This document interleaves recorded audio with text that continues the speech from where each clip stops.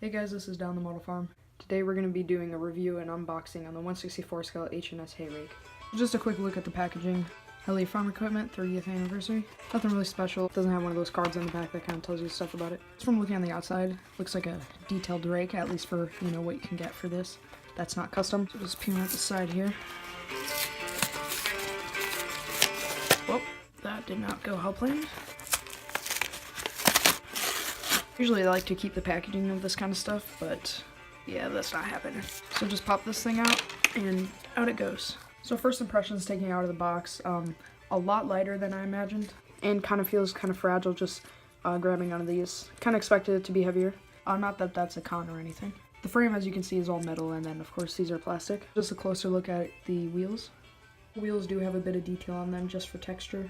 They do spin. Each one spins individually. Just from spinning them, some are looser than others, some kind of wobble a lot, feel a little bit cheap in that way. So on that part kind of feels a little cheap, so you might have to watch that. Looks like it could come off pretty easily. This is what it looks like folded, opening this up.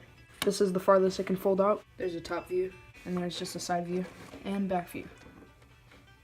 Goes out quite smoothly. It's not too loose where it just swings out when you're holding it by this. So that's nice. Taking a look at some of the finer details. On the edge here, we got some decals on here. H&S high capacity rake. So yeah, there's some nice decals on here that would be similar to the real thing. Just your standard wheels. Taking a look at the back here, pretty sure same decal as the one on the side, but still a nice touch. You got the yield sign right here.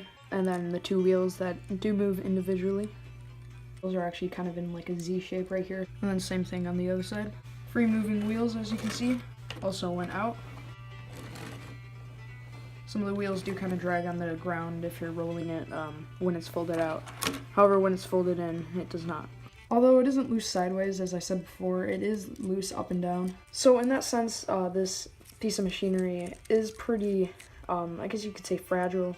So I would suggest being careful with it, especially if you're like playing with it on like carpet or something. Just like the beams coming out of here are very, very thin and are able to bend right here.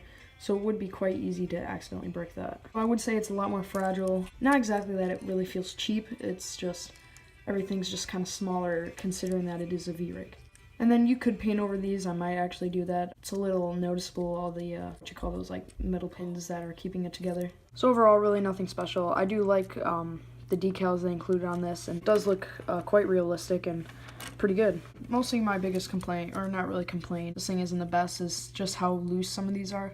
So for the price, I think it's a really nice looking hay rake. I wouldn't say the actual quality and details are amazing. Again, I think it looks really detailed, just like if you were to skim over it, it looks really detailed and nice. So if you're looking for a V-rake for your model farm, I would definitely suggest getting this.